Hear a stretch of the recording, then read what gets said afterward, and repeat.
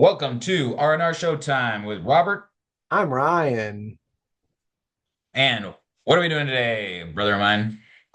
We're halfway through the year 2025, so we thought we'd do a ranking of the best movies of this year, 2025, so far. Because by the time we get to the end of the year, one, I feel like a lot of really strong movies come out in that second half and start to sort of kick out a lot of the earlier stuff. Sometimes we'll be like in peak recency bias on a movie too and be like, well, I remember this movie better than that movie I watched in February. So I think it's important for us to share the love, spread the love out throughout the year. So yeah, we're gonna rank what's the top 10 of the year so far. Yep, that is the game plan here. So, And how many um, movies have you watched so far this year, brother? well, technically, if we count the three Oscar movies that came out this year, Mm-hmm. um, that makes 13. So, Ah. top 10, making a top 10 isn't quite as bit of a sift as it might be. What about you though, Ryan? How many have you watched this year? In terms of new movies from 2025 or like that maybe came out late 2024 and I didn't get around to, I'm at about 50. Yeah. So much like our, I think when on our like our end of last year list, it was like 20 something or 30 something to like 100 and something, right? So Yeah. I obviously Ryan gets a little better on depth, but I bring the quality. I bring a good consideration. I try to pick some of the good ones, the winners. I mean, and I will be able to judge off of the entirety of what you watched, basically, except Yep. for like two or three. Yeah, except for a few. Okay, doke. I'm curious to Unless we see have how much. something else. No, but I am curious to see how much overlap there's going to be because there's so few that you've watched. Like, how Mhm. much will I agree? Like, yeah, you were right to make that one of the 10 movies you watched because it's also on my list. And how much is Mhm. it going to be like, our list maybe don't overlap too much? I know our list is going to have some overlap. I know for a fact there Mhm. are movies that are a movie you watched this year that I know is on my list. So, Yeah. I mean, there's a few standout movies, and I'd say I caught all of them because I did tell Ryan like there's just a few. I've been judicious with my movie watching, and there's a few movies that I would have watched if I just was able to make the time a bit, and it just didn't work out. So it's not even necessarily through some lack of desire or all the movies I watched were only the best ones. Like there's a few in here that I gave a chance to and or watched with you know family and just like to go have a good time, go do a little something, whatever the time of the year was. So, but um, without further ado, we got to start with the number 10. who should go first? Well, my name goes first in the R&R, so how about you go first to start it off? Okay. Well, my first is going to be, and I got to be honest, I think there were a lot of movies where I was like on a bit of a cusp of like, this could make my top 10, this could make my top 10, where they're like, kind of like, I enjoy this. It was kind of hard to pick what made the list at the end of the day. And what I've decided to go with is a movie that I know won't be on my top 10 at the end of the year. I know you didn't watch it, so you're not going to talk about it.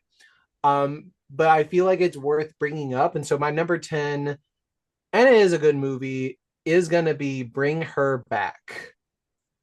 Now, Okay. Bring Her Back, like I think the most notable thing about this movie is that it's the follow-up to the director's first movie, Talk to Me.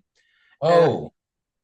Talk to Me is pretty Mhm. is sick. This movie, Mhm. I don't think I enjoy quite as much as I like Talk to Me, but Bring Her Back is like it is a very unique watching experience because it is kind of so brutal in some of what happens. Mhm. Like there's stuff that you really like. There's like unseeable. There's a specific scene in this movie, and anybody who has seen it knows what I'm talking about. That's like you really don't go back to having not seen that scene. Um uh and like if you were to watch the movie and you maybe don't want to watch it, just know it involves eating fruit at first. And yeah. So yeah, bring her back though. It's really it's like it is a kind of very specific movie. It at times gave me hereditary vibes. It gave me some vibes of Talk to Me, and it is just this one of a kind experience. And the actress Sally Hawkins is in it. You may know her as the mom from the first two Paddingtons and from The Shape of Water, as well as other stuff. She's really good in this. Like it is, I think, on the level of like those really good horror performances that she's probably not going to get nominated for, because like unless you're Demi Moore last year, you're not going to get nominated for a horror performance. Mhm. But yeah, good movie. Good movie. I don't think you would like it, but Yeah. Well, I'll say, Talk to Me, which doesn't like have like a lot of really like bad stuff in it, but I do remember there being, like in Talk to Me, there's like a scene that's like a couple like little moment scenes that are like only for like a couple seconds when we're basically getting like a view into the other side. And like just the visceral experience for that moment, I'm like, I don't like this. So I I'm a so if you did watch Talk to Me, I'd say the scene where the one kid sort of gets taken over that first time, and yeah. when it first goes too far, Mhm. like in the real Yeah. world, Yeah. there's like a scene I'd say is kind of comparable to that. Yeah. So that scene was like jarring where like it definitely leaves an impact. So what I'm getting is like a sense of like, okay, what Bring Her Back probably kind of is, if it's same director and a follow-up sort of, similar realm kind of movie.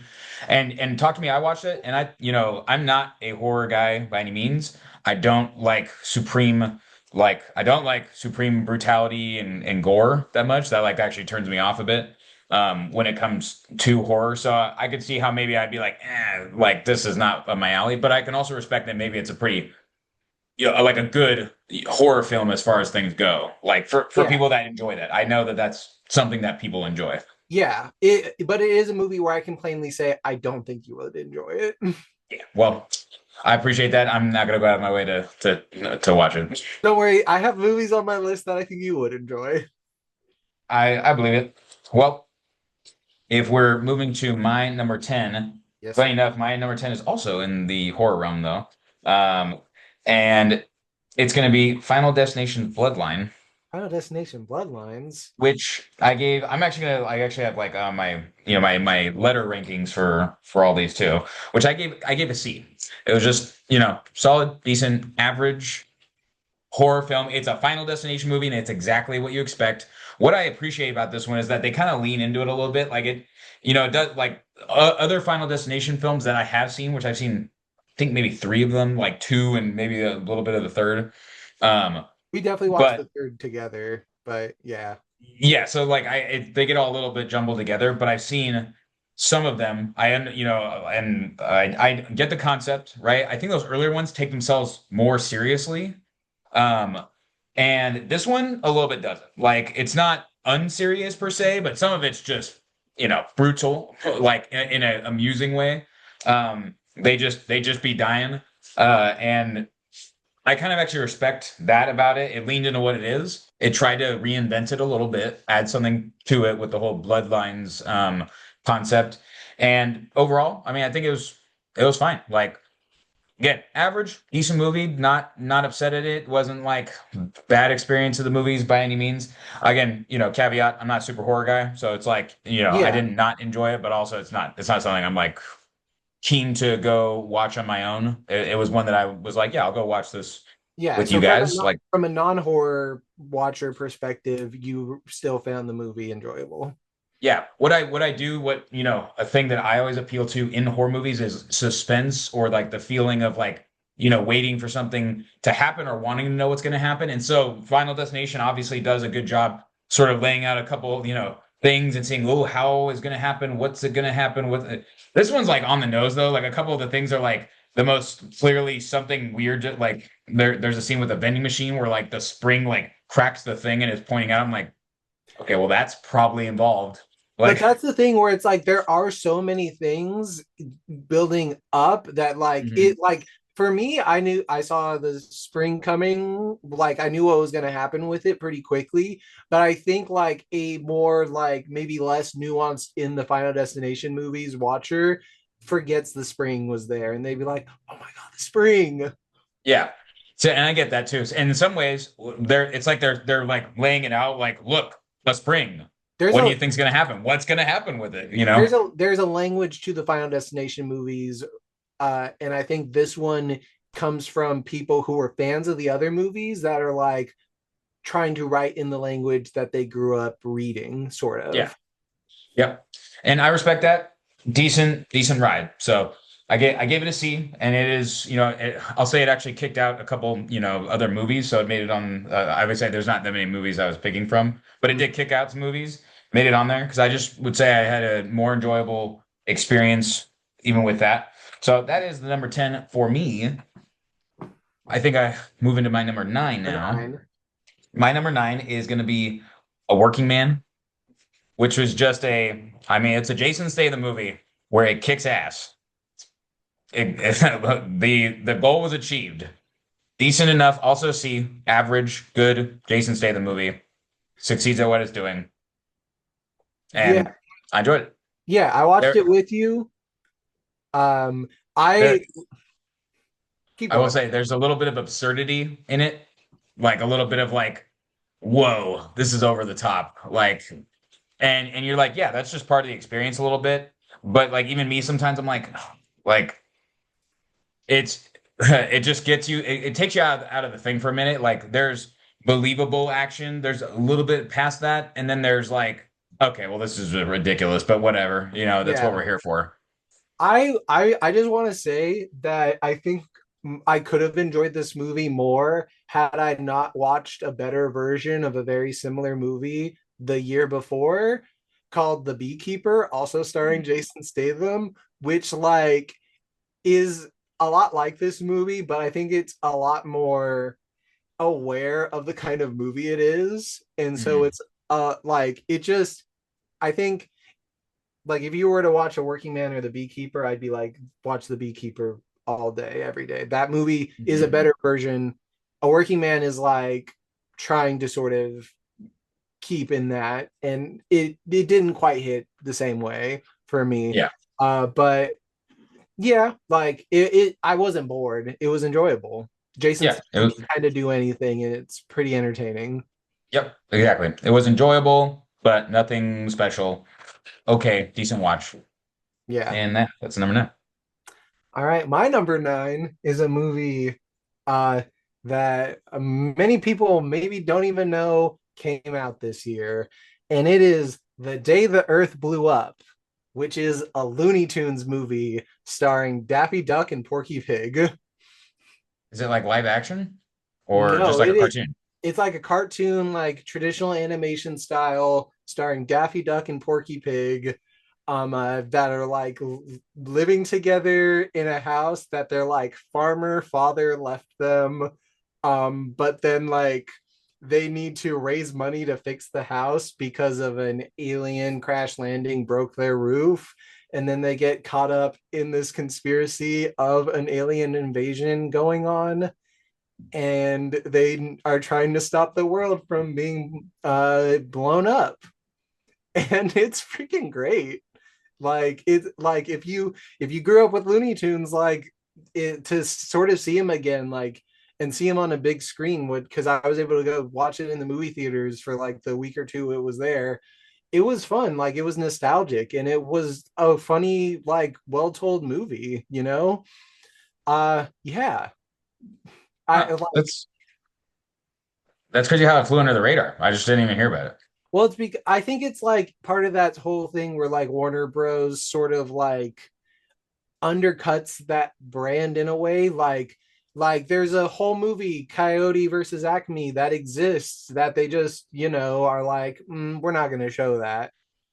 Oh, and the Coyote Universe, I think I saw like one trailer for that one time. I was like, oh, that looks kind of cool. Like it's like that what was that like Looney Tunes semi live action movie that came out? Back in Action, not Yeah, Space Jam, also, but I mean Space Jam, but yeah, like, Looney Tunes Back in Action is the one that's not Space Jam. yeah. That one I thought was like, back in the day, I kind of enjoyed it. I thought it was funny. They had like Steve Martin playing that like the weird villain guy, and he's like, The weird ah, villain guy. yeah. It's Brendan Fraser too, right? I want to Yeah, say. exactly. And yeah, he's like the lead in it. Like, I think that had enough steam for them to do more movies like that. Like in the Coyote versus Acme, though I didn't see it. I think I saw that little trailer and was like, oh, No that one looks saw like, it. Nobody huh? saw the movie. Warner Bros. Did like it will not release it so that they can do a tax write off, like the Batgirl movie. Huh. Oh, interesting. Well, It is to my understanding, it is a finished movie that no one will ever see. all right. Well, there you go. Yeah, but Such a sec. this movie saw the light of day, and I'm happy for it. And maybe it's a hope that Coyote versus Acme will one day come out. That'd be cool. I mean, for all the IP that they have, I mean, they're trying to squeeze juice out of like things that seem cool, but I'm like, guys, nostalgia's winning right now.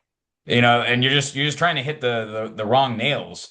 Like, bring back a Looney Tunes movie, take a chance on it. Like, what do you have to lose?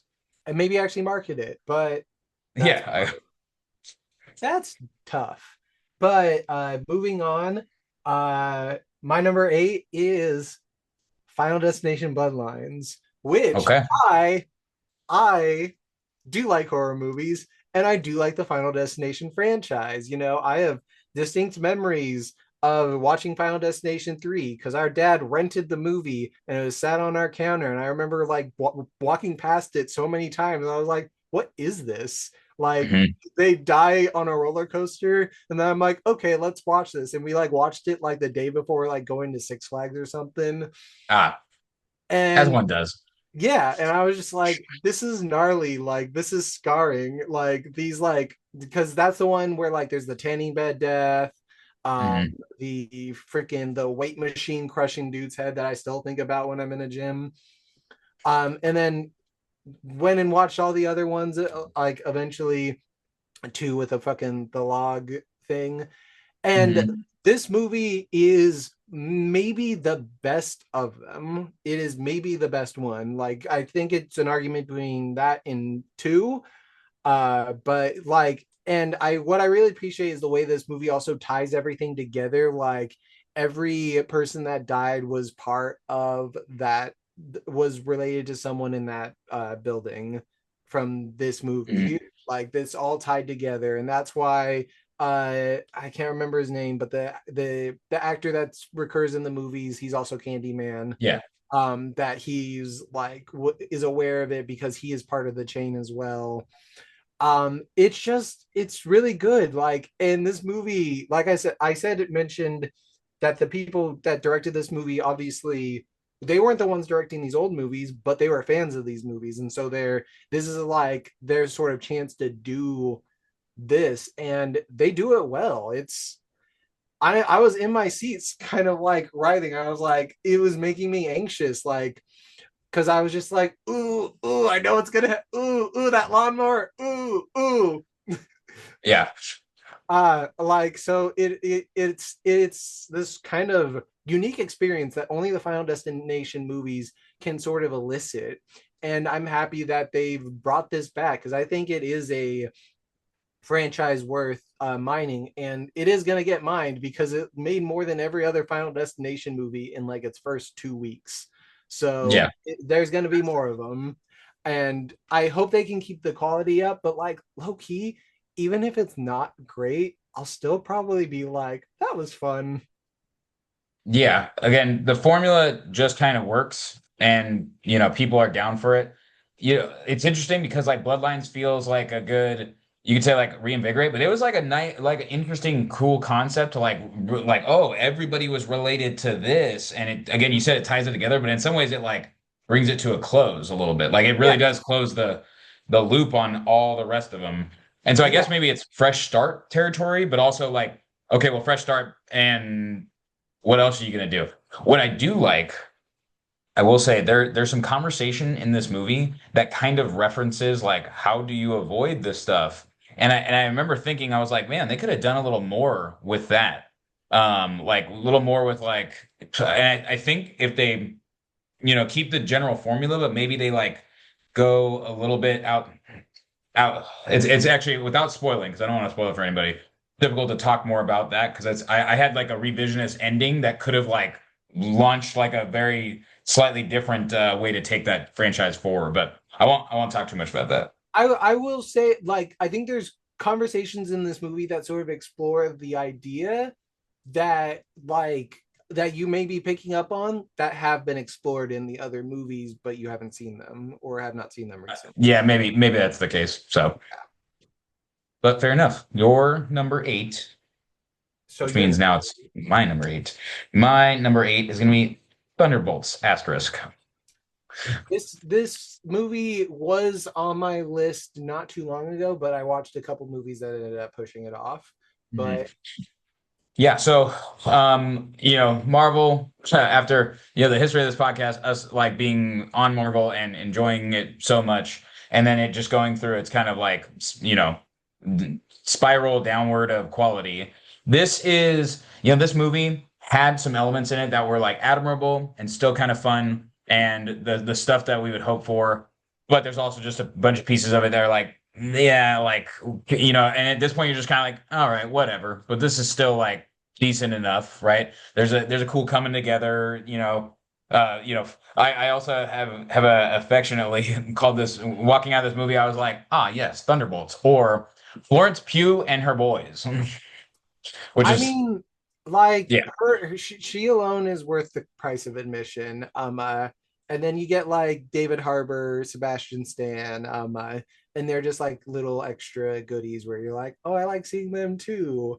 Um, yeah, and then the dude, that plays the new addition to yeah. the Thunderbolts without giving away what he plays. Oh, he's the son of a famous actor.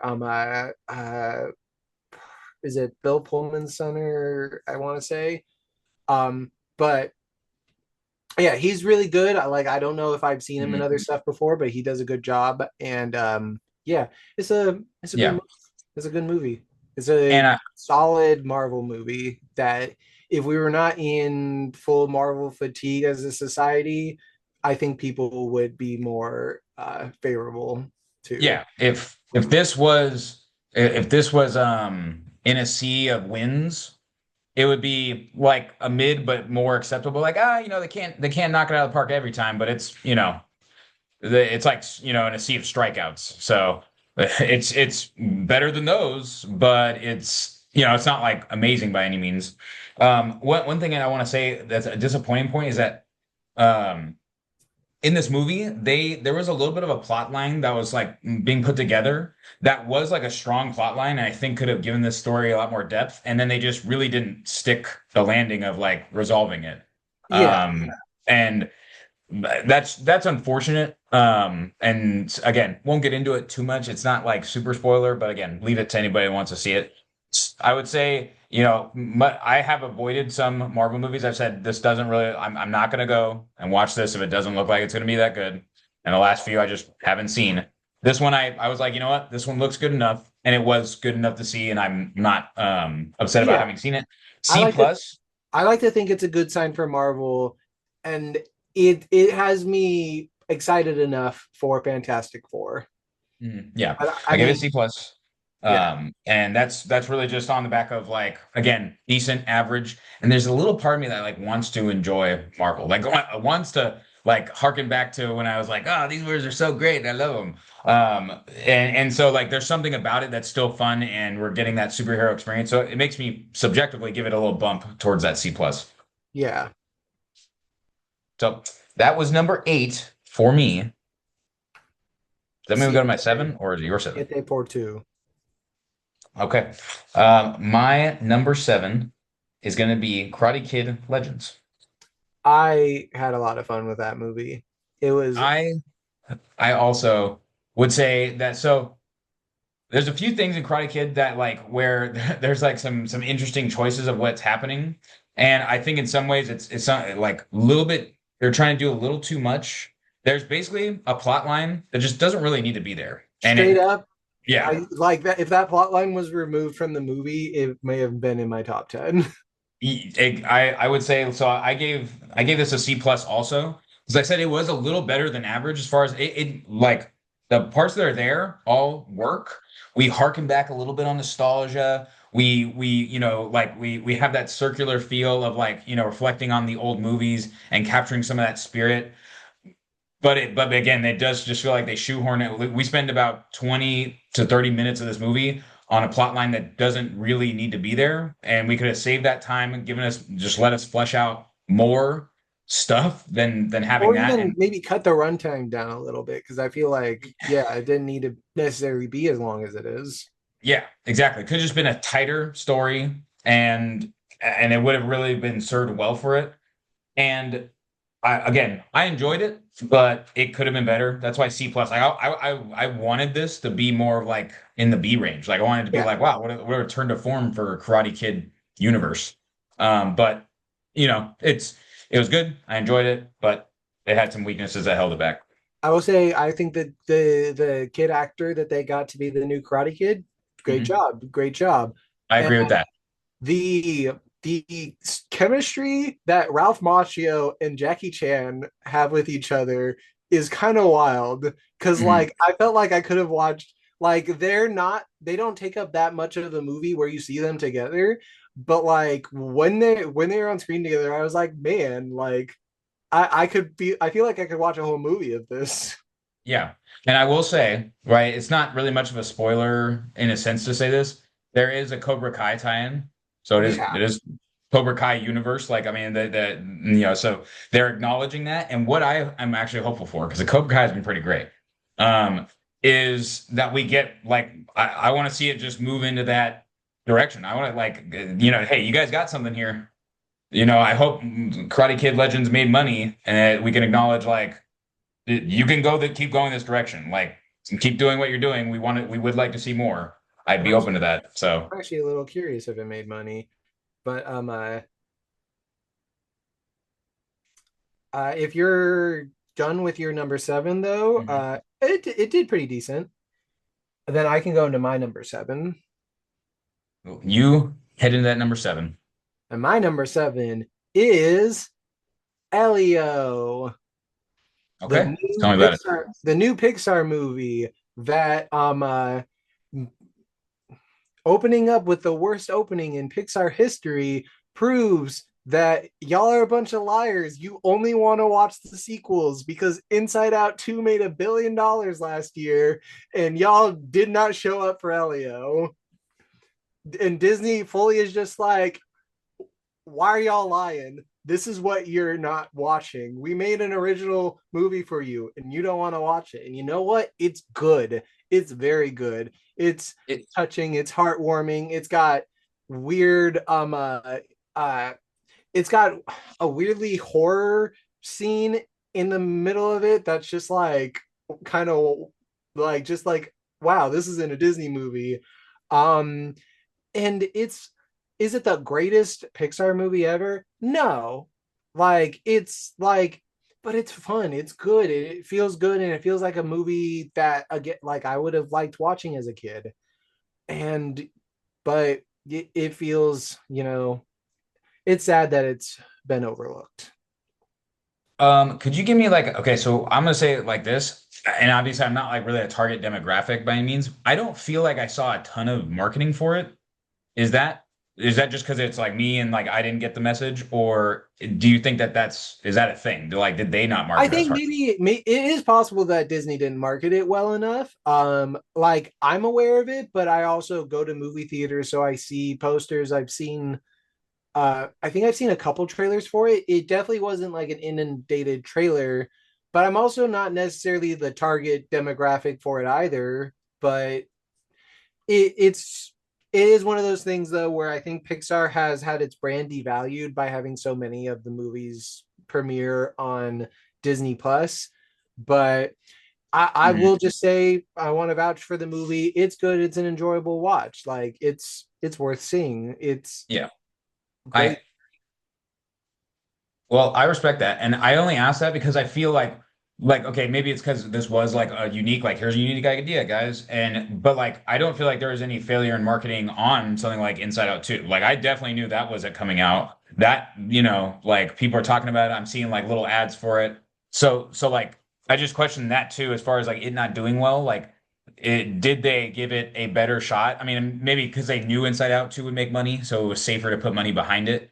Yeah. Um, And I think this movie also had like some like reshoots to it where so they had already spent a lot of money on it.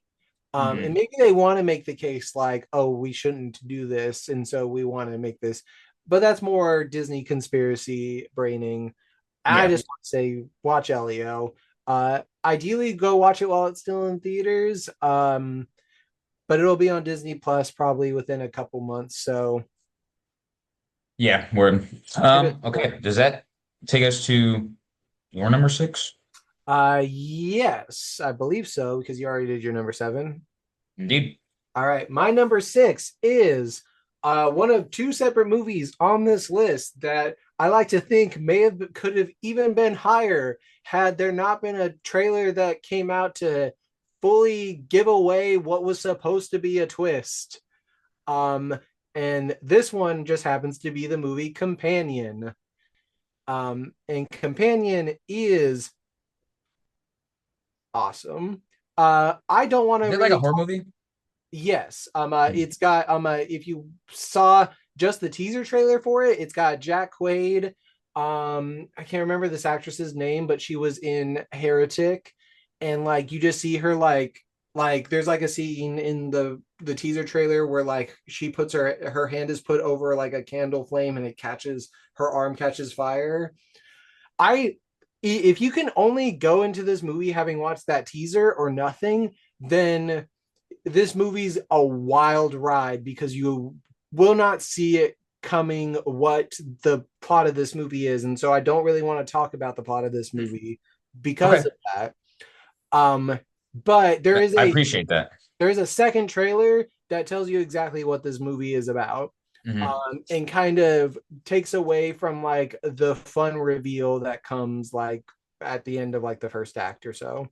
Yeah, that's unfortunate because you kind of told me the same thing about Sinners, where I didn't see a trailer that alluded to stuff that was going to happen, and it did feel better when I was like, Yeah. oh, whoa, I that's also that's what's going on, right? I mean, spoiler, that's the other movie I'm referencing being kind of like given Yeah, away by a trailer. But yeah. yeah, So so I just want to say Companion is worth the watch. It's like a thriller-ish, horror-ish. I not quite I it's maybe horror, maybe more thriller in my opinion, but there's some would I horror. like it? I think you might like it. Okay. It might be something, to watch with Angela, right? Because she likes horror movies. So Yeah, if it's like close enough to realm that I might enjoy it, then it's like, okay, this might be worth I doing. think you could walk away from it being like, "Oh, yeah, there's interesting stuff in there." Okay. But that's my read on Companion. It's a good movie. We can go into your number six. My number six. My number six is Ballerina, which Ballerina, right? It's John Wick film franchise. It's exactly what you would hope from a John Wick movie, except it's not John Wick. And Ana de Armas does a, good and fair job. And they even what they do, so they do something in the movie, and they basically try to make note or light of that Ana de Armas is not John Wick. She's not grown man. She's in fact like slender, woman. And they try to say acknowledge that like yes, you can't necessarily do the things that men can, so you have to do it in your way. Big point against it though is then she just literally proceeds to do it exactly like John Wick would. She just brute forces her way through everything. So it's like I appreciated when I first saw it, I was like, oh, cool. So they're gonna, just change it up a little bit, make it a little more her own unique way of being a John-ish Wick. but then she's literally just John Wick, and there's nothing different about it at all. And she totally does brute force her way through all kinds of stuff, like just gets up from wounds, and she is like John Wick level endurance in John Wick's 3 and 4, not in like 1 and 2, where he's a little more closer to realistic. She's just like, yeah, just taking hits, literally in the same room as grenades and explosions. And so there's like points that I kind of knock it down for. There's something about John Wick where you're set up to believe that his endurance is believable, like he is a force of nature.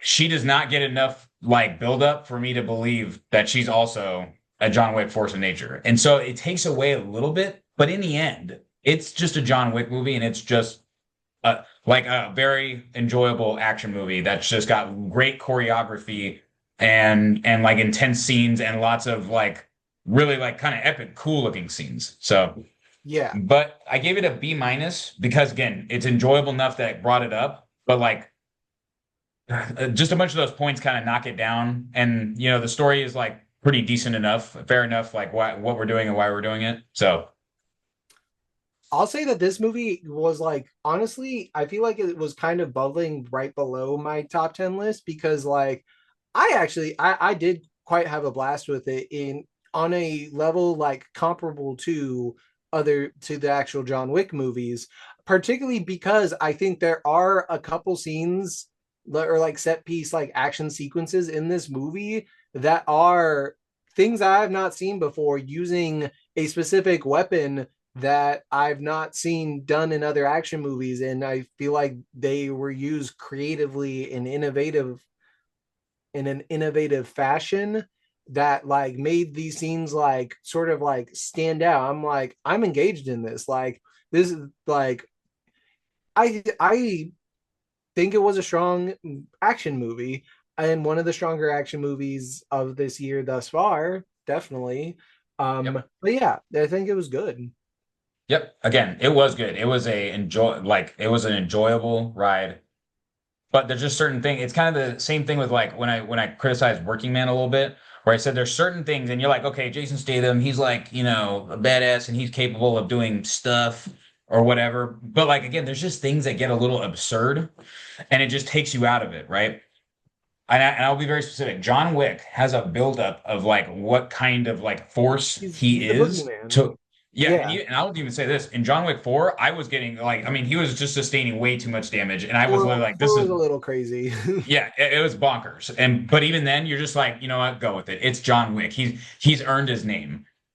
This being in the franchise, she didn't earn that name, and so that does take me out. So as much as I enjoy so much of it, there's a few things you could do to alter that storyline and make it all work. Like I really thought like they should just given a little more time for her to develop and then just give us more context on how she's highly exceptional compared to everybody else. Like she's a wunderkind and like there's a few things they could have done, and then even I, just change up the action a little bit to make it more appropriate to her size. honestly, Um, I didn't need her to be on the John Wick level. Like I I think agree. like just maybe reduce the stuff that happens to her where her endurance doesn't seem as crazy. Exactly. Like make it just a little more appropriate, build her up a little more, and we hit a perfect spot. This could have jumped multiple ranks for me if they just, focused on that a little more. Then really all they did was just give us another John Wick movie without him. So, Yeah. but that's, good movie. We're seeing definitely a great ride, and that's my six. So we're rolling into our top fives here. We are in just a set of solid movies, and this is nothing against any of the previous movies, but I feel like in my five, we're just in like a few movies that are all really well done. Like these ones don't have quite as much issues, and they're just like well put together stories. I feel looking at them, and so my number five is going to be Last Breath, which is I don't know if this is one like maybe not everybody saw, but it's basically about like divers and a diver gets like stranded under, on the bottom of the ocean floor practically and what they go through to try and save him. And it's like an emotional roller coaster. It's very suspenseful. They really set it up well. You really feel with the people as they're like trying to save this guy.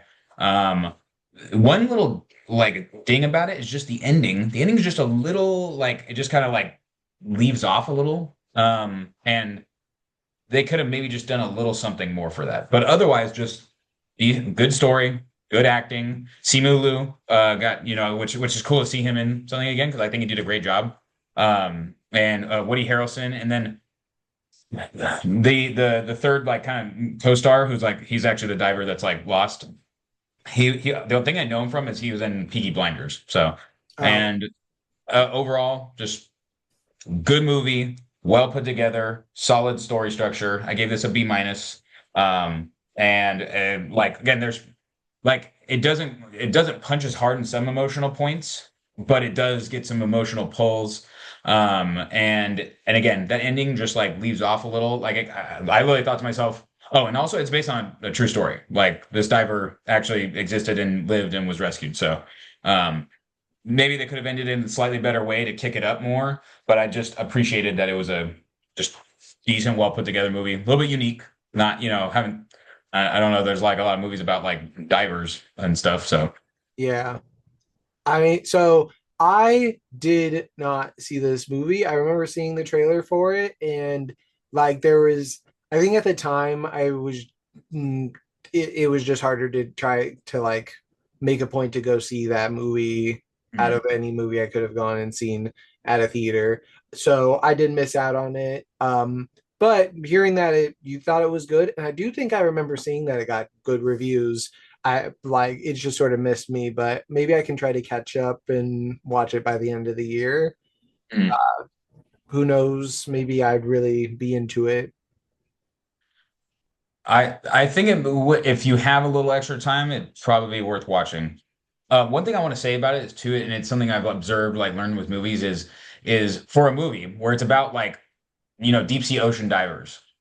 This is a point in their favor is that it does a pretty good job of not like spending a bunch of time overly like trying to explain to us stuff about ocean diving and just visual storytelling, like us seeing the things that they're doing and just interpreting. We're like, oh, okay, well, clearly they have to do this thing, and like there's a hose that connects to their head, and that's like an important, like they got to make sure they know where it is. They Yeah. don't need like a guy to sit there and talk and be like, well, we got to make sure you remember your hose and how important it is, and like that's a big thing, like a big plus in movies that I'm often cognizant of is when they don't Show don't exposition tell. us. Yeah, exactly. Show don't tell. And that this movie is one that does it pretty well. Again, for a thing that I'm like, I don't know anything about deep sea ocean diving, but I understand it enough to watch this movie and appreciate what's going on. So that's a point in its favor and something I pay attention to when it's something a very foreign concept of like some thing that people do. But that takes us to your number five. My number five is me getting a little more artsy fartsy, if you want to call it that. This is a movie that I made a point to watch because it was nominated for Best International Feature at these last Oscars. And so I wanted to make a point to watch all of the international features. And I don't think this movie was available for me to watch until this year, regardless, even though it was a 2024 movie. But the movie I'm talking about is The Seed of the Sacred Fig. And like I said, it was nominated for Best International Feature. And it is basically the movie is about this Iranian family living in Iran. Uh, and the father of this family, which is father, mother, and two daughters, gets this job as a judge. It's a promotion for him.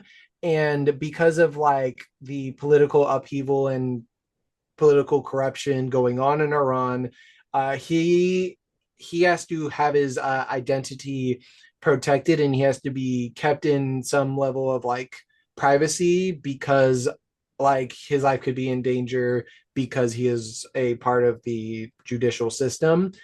And so he is going through this in this new job and like the new pressures of it from the political stuff above him. And at the same time, we see the mother struggling to sort of work with her two daughters who are um, seeing this protest movement go on in Iran. And we see footage of real life protests. And these daughters want to be like more on the side of like the people protesting and the people that are more progressive, and the mom comes from a much more conservative look, and so does the father. And it's this sort of we just basically see stuff play out with this family, and the movie goes in directions that like I don't want to give away, and like takes like first it takes one turn and then it takes a completely different turn, and it by the end of the movie it feels like a completely different movie than what you had been watching up to it. But that I think makes it very engaging and very interesting to watch. But yeah, The Seed of the Sacred Fig, and it is a good movie. Wow. I really like Great movie. what you described. Like that sounds like it could be really interesting, riveting. I do appreciate like when you get just interesting scopes into some kind of thing. Like obviously that's what movies can be, but a lot of times we're seeing movies that are retelling of the same stories over and over in maybe different ways. But this is in a sense something again foreign, a view into a just a different kind of life and a unique experience. And it sounds really cool. It sounds like it is. I mean, if it's well done, then it is probably like a solid movie. Yeah. You gave this sort of like not quite a spiel, but you gave this sort of thing about your top five being all like a certain caliber of movie. Straight up, my top five I think are all like straight up like great, excellent, like straight up like fantastic movies. Hmm. So I do think that this is an excellent, fantastic movie. I wish Um, I had more excellent fantastics. My top five are solid movies, I would say at the very least. and my next one, I think, I will say, I think I am maybe lower on this movie than other people are. And I think you have shared a similar sentiment of not necessarily being as high on this movie as like the public is. But my number four, still a great, excellent movie. It's my number four. It is Sinners, and I gave the clarification earlier that I went into this movie having watched that second trailer that gives away what it's about and gives away that two of the major characters go through this specific thing that happens to them. And I don't want to say that that ruined the movie for me, but it definitely changed how I watched the movie because I knew something was coming that I wish I didn't know. That being, regardless of that, Sinners is still like it is a cinematic experience that like you don't really get that often. And I like again, like there was a teaser trailer before that I was like, I'm gonna go see this movie. Like, you don't need to show me anything else. And that's why it's frustrating when trailers give away what the movie's about because I was already sold on this movie from like the first teasers of it. And so, but yeah, to say the whole cast is great. We got Michael B. Jordan, Haley Steinfeld, um, uh, the main character kid who's like never been in a movie before, but like did music only prior to this. Like he does a great job. I imagine that you will be talking about it on your list. So I'll stop with my what I have to say now, but Sinners is I do agree it's a good movie, and we will talk about it. So, but that is my number four. So we can get into your number four. all right, my number four is a one of the Oscar movies that came out this year, essentially technically, even though it was last year's Oscars. It's I'm Still Here, which Which is my number three, so I can talk about it right now with you. great, cool. Glad that we're close enough in timing to yeah. So I'm Still Here, just a great, really well done film. I gave it an A minus, right? Again, just as far as structure, putting it together, performance, I mean, it's all just good, really good. The only reason this isn't like supremely higher, and even when we did our Oscars, it wasn't a lot higher for me per se, is it just didn't hit connect as much as maybe it could for somebody. Like I think Ryan, you really appreciated it more. I just again, I was like, wow, really good, solid movie. But like at the end, I didn't come away being like, whoa, that was amazing. And that's like what I need to for something to get up into just the higher parts of A. But like when a movie is just put together well, I mean, they're in the A's. They're in the low A, and if not the highest B. So, but I give it A minus. Takes a decent spot right here on my four. So I have talked about this in the last two podcasts we've done because we did an Oscar one and then we did an all-time Oscar one, and I talked about it in both of those. Hmm. Um, and I will still say that this is, it's a movie that like emotionally moved me. And I can't say that about a whole ton of movies that it like, like it is exceptionally well made and it is exceptionally well performed and it is something it's a movie that's gonna stay with me because it is impactful and it's also is similar to Seed of the Sacred Fig is telling this one's more telling like an actual real thing that happened more than setting it in the backdrop of like a real thing that happened. This is a real story going on and this is about a real person. Hmm. And so yeah, powerful film. I'm still here. And that basically skips over my number three, so it is on your number three. So my number three, and it's funny because so I gave I'm Still Here an A minus as far as movies go. This movie I'm actually going to say is a B, but You like it more. I just had more fun with it. You could say it's Lilo and Stitch, which I think like Disney's released a lot of like live action reimaginings of movies, and this one just worked. It's just good, and I don't think like a lot of the ones they've re-released, a lot of them are, just feel like kind of cash grab. You're just making something live action for whatever, because you're just doing it because it's a trend. You're gonna probably do them all now. But this one, the story is good. It keeps the spirit of the original movie while while like expanding a few things. It omits some stuff, it changes some stuff. And what I really love is that and again, this isn't spoilers, like Lilo's just been around forever.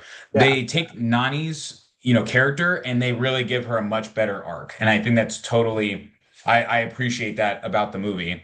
I think there's, it being brought into also the Lilo actor. She does a great job. Great job. Yeah. Like I do feel good about like the choice of actors overall. Like everybody feels pretty well done. Um, and then they do change a little bit how like it ends and stuff, which Mhm. I think is all just fine. Um, finding out Zach Galifianakis is in this, and he's in a practically like serious role I think was he was miscast.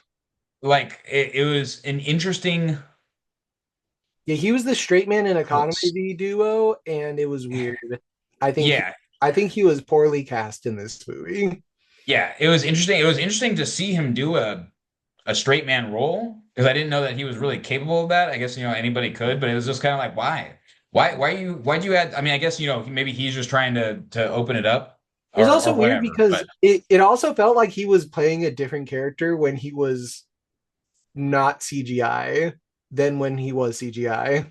yeah, and so like there's little points like that I would like I kind of dock and I'm like this is like okay, and this movie again it's live action. I think it keeps a lot of that original spirit, but there's some things lost from the original. The original one is like, and you could say like, oh, nostalgia or whatever, but like even just this is the what Ryan told me before I watched it, which is just one like little ding, is their reimagining of the Hawaiian roller coaster song is worse, Yeah. like distinctly worse. And I mean, that's a real like tragedy because that song is so good. So, even worse than that, and this is not something I learned until watching the movie, is that both movies end with the same song over the credits, and that is Burning Love. The original ends it with the Elvis Presley recording. This new one ends it with a recording by like two like teenage boys or something. And like I was listening to it, I'm like, this is terrible. I hate this. I hate this version of this song because Mm, I love the original song. mm, And so Lilo and Stitch is my favorite Disney movie, the mm. animated version.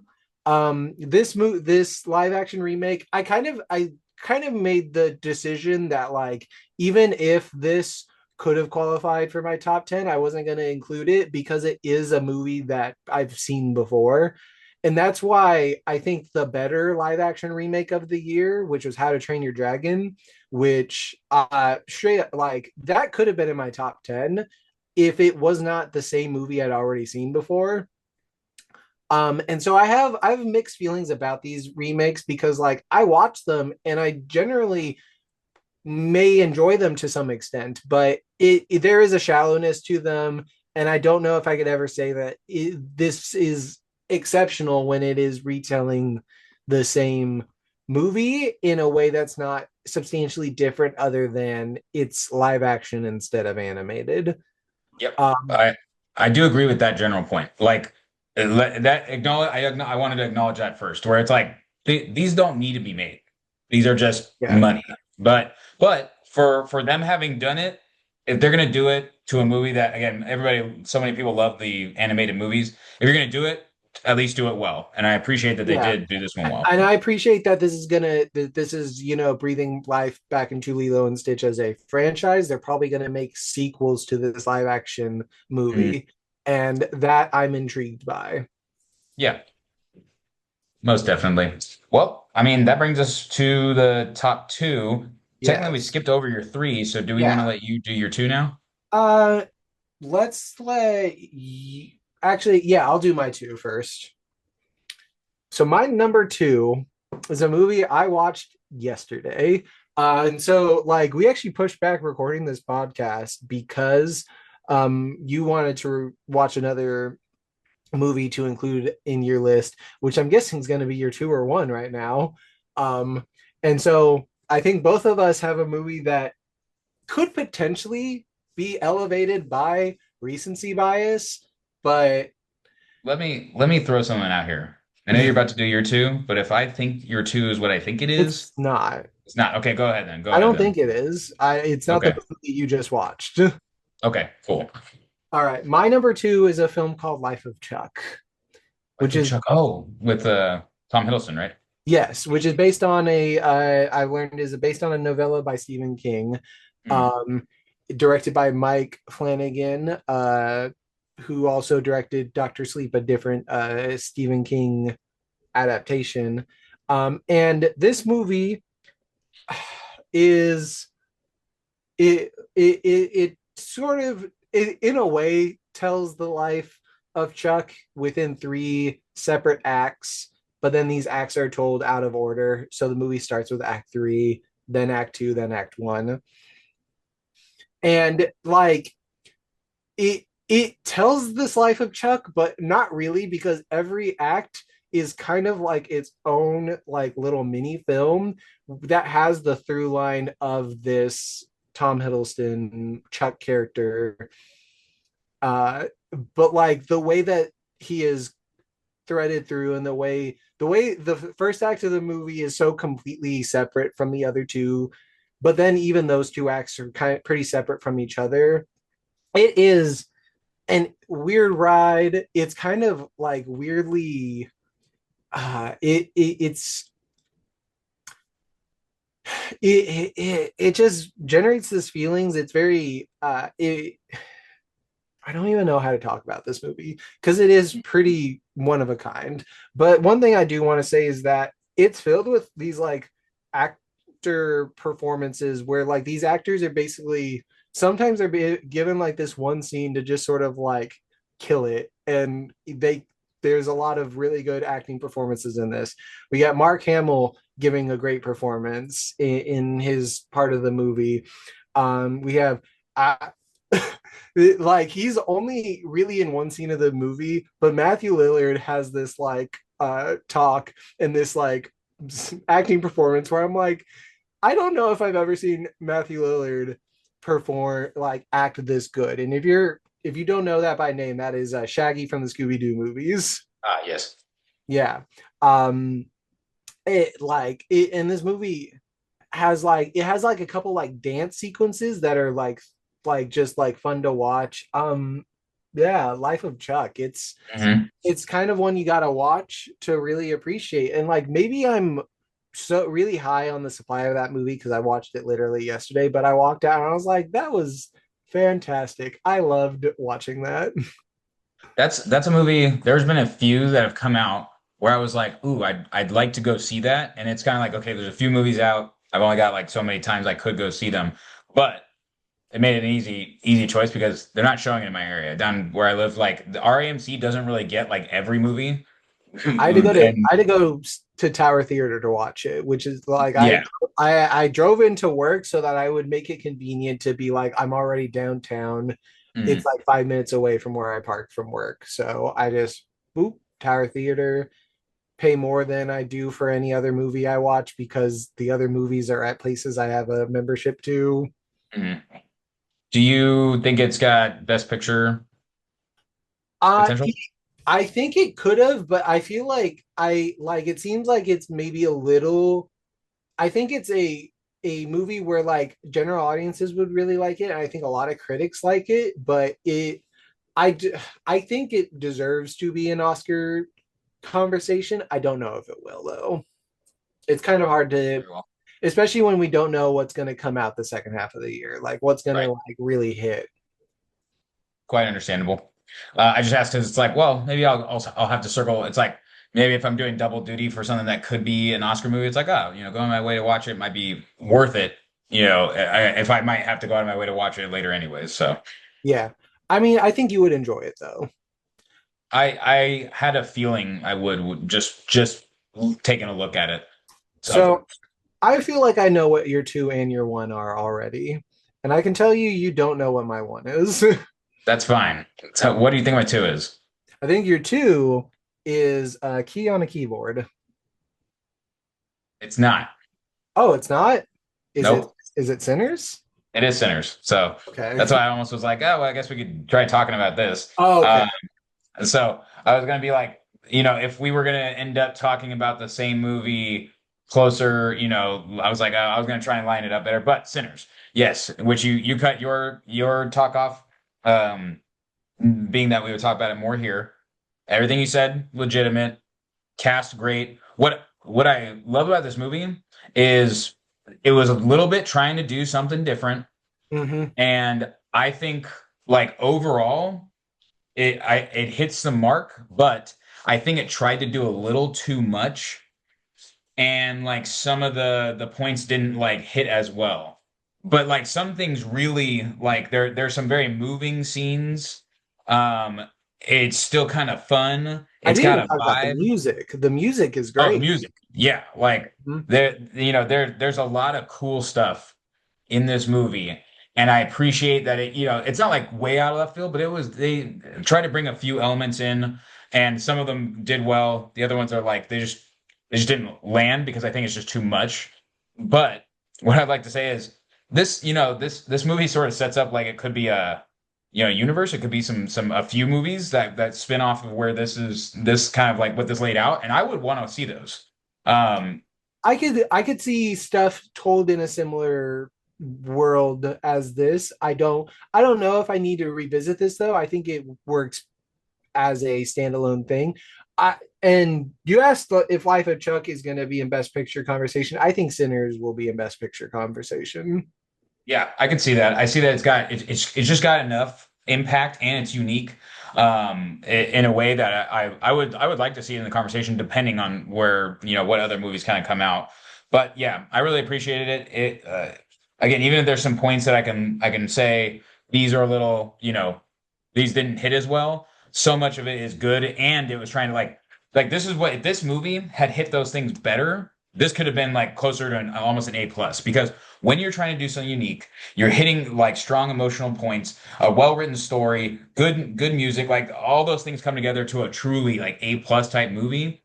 And this had like the unique potential that would elevate it to an amazing movie experience. But again, there's just little pieces that didn't add up as well.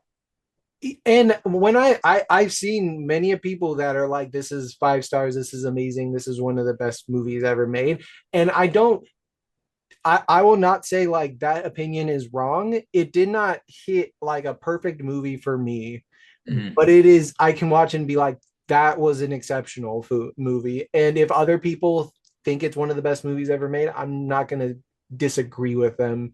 I'm not Yeah, going to take that away from them. I ex Yeah.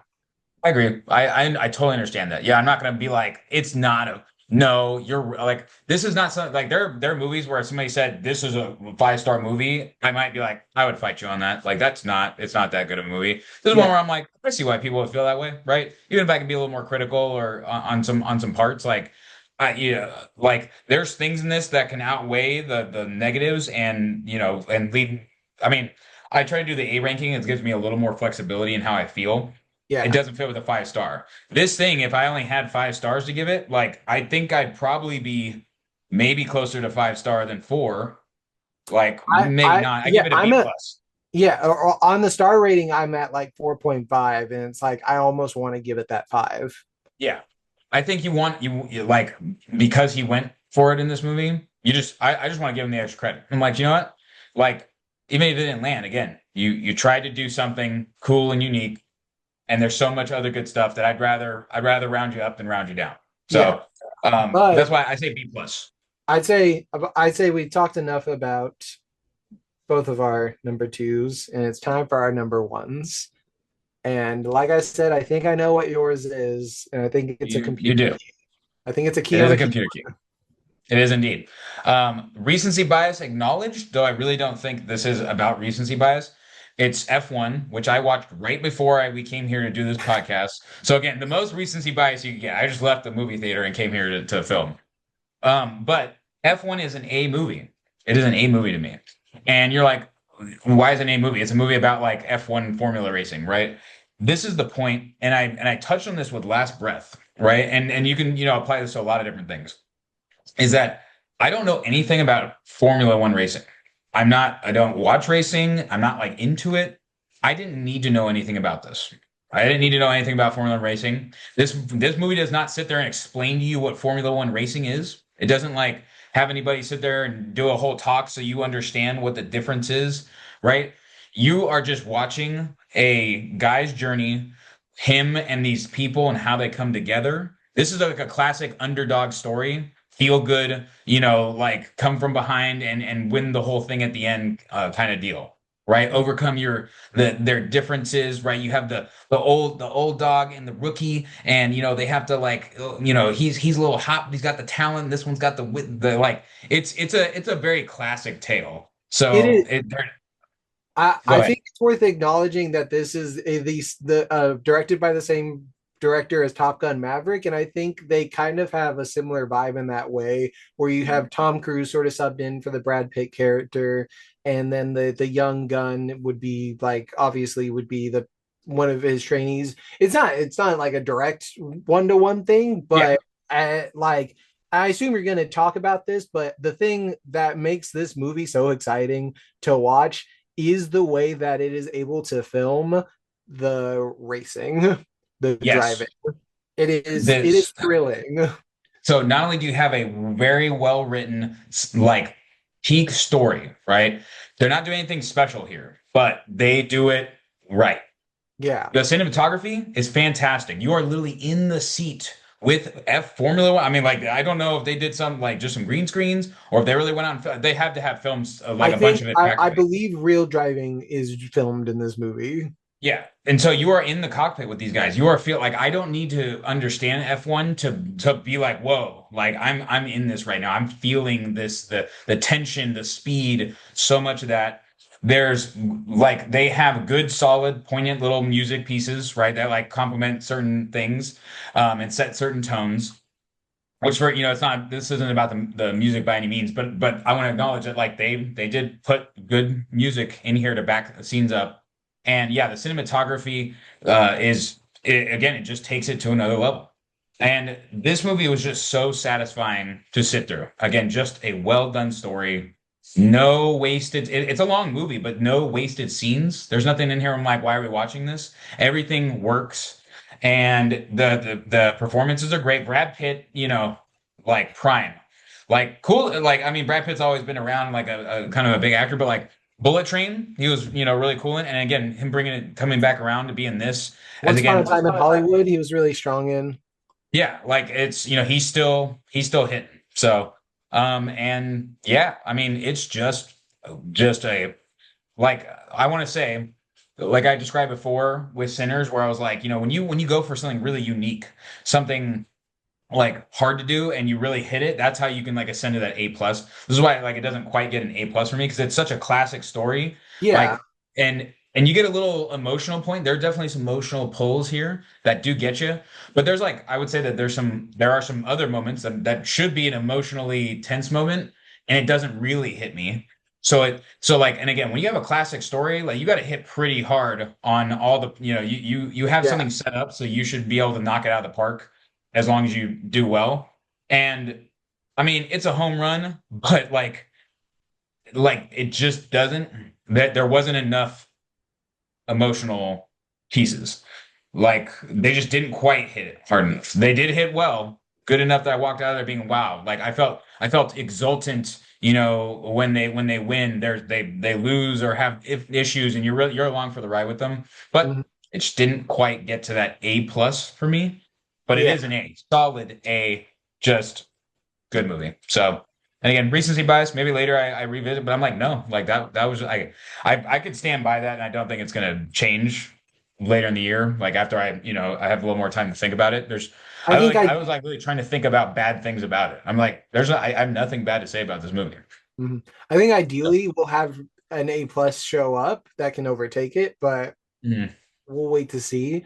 Yeah, Um, yeah, I'm pretty sparing with A pluses. So it's funny in a way. My number one movie is kind of similar in how you're describing F1, where it's like kind of like a classically told story, like it's a familiar story, but it is the way that it's done that elevates it. And this is a movie that was technically in contention for Oscars this year, even though it was not released in the US until January. I actually watched it slightly early at a secret movie club thing.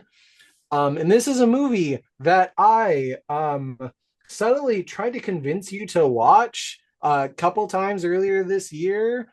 Um, and I'm assuming you never did, but my number one movie is the film Better Man. oh, you did tell me about it. I didn't get around to it, unfortunately. Yeah. You did tell me like you thought I would really enjoy it. Again, it is just not something I got around to, especially earlier in the year. So. Yeah, so Better Man, for those unaware, which is probably many, because it was a bit of a, box office bomb. It is a biopic about the UK pop star Robbie Williams, who us as Americans have never heard of whatsoever because he made no impact in the US pretty much. But he's a big deal over there. And in their decision to make a biopic about this man, um, they decided that the best way to tell his story is for him to be portrayed by a CGI chimpanzee. And it sounds like a ridiculous concept to have a music biopic where the main character is a CGI chimp. No one else is, just him. But I don't think the movie works without it because he like this is kind of in a lot of ways a by the numbers music biopic where you like go through like the like his life growing up like with his family, and then like he starts to get big, but then like stuff brings him down, and then he gets even bigger, drugs and alcohol, we going through all this hard stuff, like literally I watched when I first watched this movie, I walked out and I was like, I really like that, but like I guess it was kind of like a by the numbers biopic. And then it took time for me to sort of think more on it. And I was like, yeah, it's using that base story of a music biopic, but like it's doing it with a CGI chimpanzee, and it's doing it with the director of The Greatest Showman, who was able to put on some like pretty spectacular musical set pieces and like stuff like visually fantastic stuff in this film that I don't see in other music biopics. And it wasn't until I rewatched it, because I wanted to get other people to watch this movie, that I was like, this is my favorite movie of the year. And I think it's actually fantastic. I think this is a great movie. And there's one song in this movie that is it's like a 25-year-old song, it came out in the year 2000, and like I'm sure many people have heard of it before. It's a song called Rock DJ, and it is used in the the best sequence of the movie, the most just the like one of the best scenes in a movie I've ever seen, that is like a musical performance. And it has been on rotation, like for me to listen to it or to watch the video of the scene on YouTube since I watched this movie. It did real bad box office wise. Americans will continue to not know who Robbie Williams is, but this movie I think is gonna hopefully gain more attention over time. I hope this is enough to convince you to try and watch it. It is on streaming. I believe it's on Peacock. Um, yeah, better man. Okay. Well, that is actually if that isn't more enough to be like, okay, if you're literally your number one, you already told me to watch it. I mean, I can't promise I can make the time anytime soon, but I'm gonna peek it out to be like, I mean, it sounds like it's worth spending a little time watching. So I think I will try to go watch Yeah. it. I don't even And necessarily think it'll be your favorite movie, but I mhm, think I think you'll leave it. I I honestly I kind of refuse to believe that you'll dislike it. I like to imagine you're probably right. It sounds like it has a bunch of elements in it, like again, by the book biopic and some cool musical set pieces.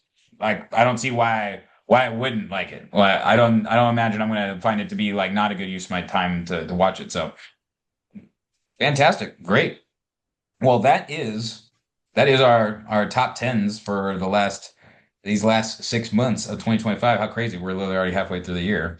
Um, I think we have a little more to add, though. A couple little adjoiner lists that we can go over. And some honorable mentions. Yep, some honorable mentions. Okay. So, Ryan, would you like to do? I obviously you probably have a lot more honorable mentions to mention than I would. So, Actually, to be honest, I try to limit myself from having too much to sort of mention honorably. And some of them you actually already talked about. And one that I wanted to highlight, I also already talked about, but the live action adaptation of How to Train Your Dragon. If for whatever reason you never watched the animated version, I think it is like go ahead and watch this version. You're gonna love it because the original is great, and so this is just more of that. Um, this one is like it's not even like necessarily a crazy great movie. I just kind of want to talk about it because I just watched it like this last week. It's a documentary on Netflix called Trainwreck, and it's like a series of documentaries they do. But the specific one that I really liked was one on the Astro World tragedy, where several people died due to the crowd crush. And I don't know if it's because I've like been to concerts and I've been like I kind of know like I've not quite been crowd crushed, but I've been in like a crowd where it's like this is uncomfortable. And like I could more easily imagine how bad it could get. That like when they're describing the people who survived this, that know people that didn't survive it, are describing the being in there and describing how like I think it's worth watching. I think it's a good watch. And I like you know, all the sort of Netflix train wreck series, but that one in particular I thought was quite good for me. I can tell, when you say because you've been to concerts and you felt like that pressure of a crowd before, I've also, been to concerts, felt that kind of crowd pressure. And so I get it. Like I can imagine somebody describing it is a very visceral experience when you're like, ah, well, I know what this has felt like. So to take it, a few steps further or hear somebody describing it could be a very oh man, I could feel that. So I can respect that. It's not something I'm going to go out of my way to watch, but it sounds like it'd be a interesting, experience. Another one I wanted to talk about, I thought was quite good and was almost in my top 10, is the movie Materialists. I Okay. I We can both I talk about this. yeah, I thought it was really good, to be honest. I think you, because I know you watched it too, so it must have Mhm. not been that big for not you must have not, particularly cared for it since it didn't make your top 10. But I actually It think it was really good.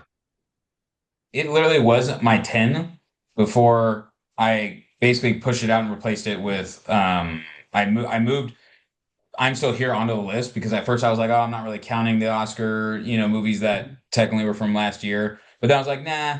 I think like I mean if we're gonna count them, like I should move this onto the list and Materialist at the bottom. The truth is that like I don't know if I texted you after I You saw did. it what I thought about it, where I was like I thought Dakota Johnson's performance was good.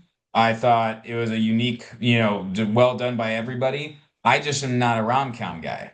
It's not a comedy. It's not like the classic 2000s rom-com. It's I don't know, a romantic story. I guess it's not, Yeah. a rom-dram. And it's got a unique little deal to it.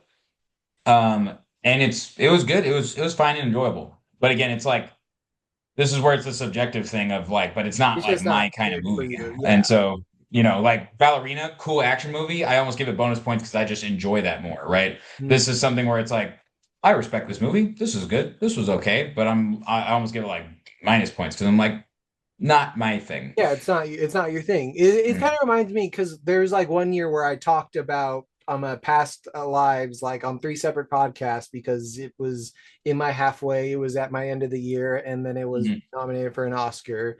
And then I think you finally got around to watching it and you're like, this is pretty good, but like you were not on the same level of it as I was. And past Yeah. lives was the previous is what the person that made Celine Song directed before Mhm. Materialists.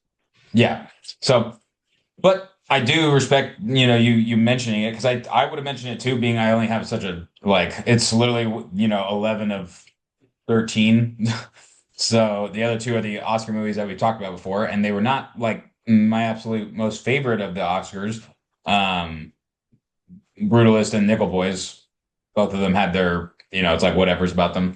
I didn't Yeah, want to put them on this list because they weren't like notable enough for me to be like, let me highlight these and kick off things on here. I would rather talk about some movies that came out this year that like yeah, it might be the reason I wanted to talk more about those is because these have relevance, right? They've come out not too long ago in most cases, and somebody could be like, "Oh yeah, like this just came out on streaming service," or in some cases, it's still in theaters actually.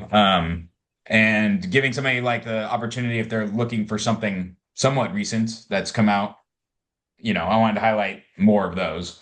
yeah. So, So something else that I had the thought of, I actually had this thought a while ago, but like I didn't act upon it until today, where I had the thought of us sharing maybe more opinions of movies about the year, by asking our partners what they would have ranked as the best of the year. And so I was able to get a top 10 list out of Martin. And I believe you were able to get a top five list. indeed, Yes. And so, commensurate with the amount of movies that we've all watched. yeah, I mean, I've definitely dragged Martin along to see more movies than he maybe would have otherwise. Mhm. But again, he was able to actually leave movies out of his list as well because he had slightly more than, or a handful more than 10, I think. I definitely go out and will watch movies on my own though, because I have that Regal thing where I get free movies and I'll go Mhm. try to watch two movies while he's working. Mhm. But his list, uh, from 10 to 1, 10 is One of Them Days, which is the Kiki Palmer SZA comedy movie that came out in like January, February. I actually think that movie's really good too. It's a, hilarious romp, if you will. Mhm. Uh, at 9, he has Megan 2.0, which is like weirdly kind of like the Terminator 2 to the first Megan movie. Like it's kind of got the same plot as Terminator 2 in a way. Um, but yeah, Megan 2 is an experience. He has the movie Hard Eyes for his number 8, 7 Final Destination Bloodlines, 6 Sinners, 5 Lilo and Stitch, 4 he had a Minecraft movie, which he's never been one that played Minecraft before. Like I got him to play it like right before the Minecraft movie came out, so like he's not really familiar with the Minecraft lore and stuff. So I think he was able to watch that movie with less attachment to like what Minecraft is than others. But it was a fun, funny movie, definitely. I agree. Number 3, Companion. Number 2, he had Elio, and his number 1 movie of the year. And I think part of it has to do with the fact that he never watched the original was How to Train Your Dragon. Fair enough. And then I I'll, did I'll make him say watch it. I'll say you said, like, hey, maybe go like watch How to Train Your Dragon. I would not have gone out of my way to watch Lilo and Stitch if it wasn't like I went with Angela and she wanted to go. And I was like, I am not opposed. Let's go see it, right? Obviously, I'd like if it's a good interpretation, I want to see that.